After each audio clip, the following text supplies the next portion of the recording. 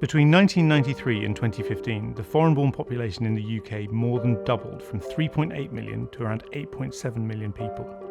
The British people have spoken and the answer is we're out. Migration has been one of the most contested issues in UK public debates for many years and a key factor in the UK's decision to leave the EU. So it's astonishing just how little we know about migrants in the UK, from who actually counts as a migrant, to what their impacts are on public finances and public services, or even how many migrants actually enter and leave the UK every year. For the last 7 years, the Migration Observatory at the University of Oxford has been informing these public debates by helping journalists, politicians, businesses, civil society and members of the public to separate migration fact from fiction. And also whether you think immigration will be important in the upcoming June the 8th election. I think that's probably a relevant question. My name is Carlos Vargas-Silva, and my area of research is the economic impacts and determinants of migration. Understanding the impact of migration is harder than people expect. Every policy choice brings its own trade-offs and challenges. And by highlighting this and exploring relevant data, the Migration Observatory helps to ground debates in evidence.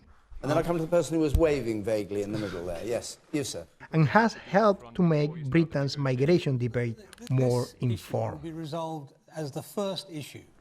Our analysis has, for example, showed that some of the main countries of origin for EU migrants to the UK are older EU member states like Italy and Spain, and corrected exaggerated figures on the number of UK nationals living in the EU.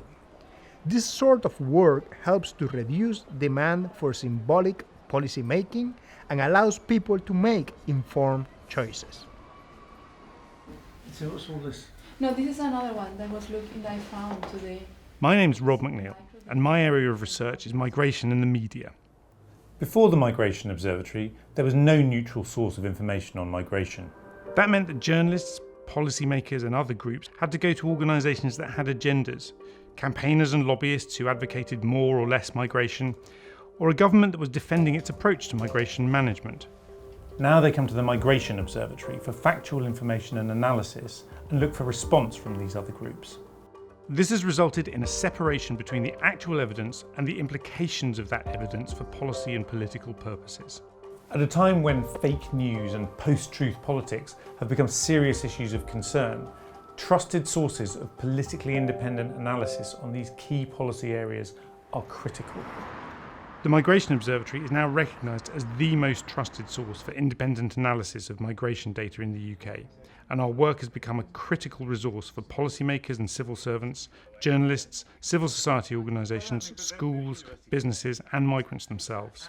The Migration Observatory at the University of Oxford have been looking into this, and Dr. Carlos Vargas-Silva joins me right now. Nice to see you. As the UK heads towards a future outside the EU, Britain's entire migration system will need to be redesigned. Questions are being asked about the way our borders are managed, whether devolved regions should have their own migration policies, and the impact of international geopolitical changes on migration flows. Throughout all of these potential changes, the Migration Observatory will continue to provide considered, rational analysis that helps to cool often heated and ill-informed debates with evidence and clarity.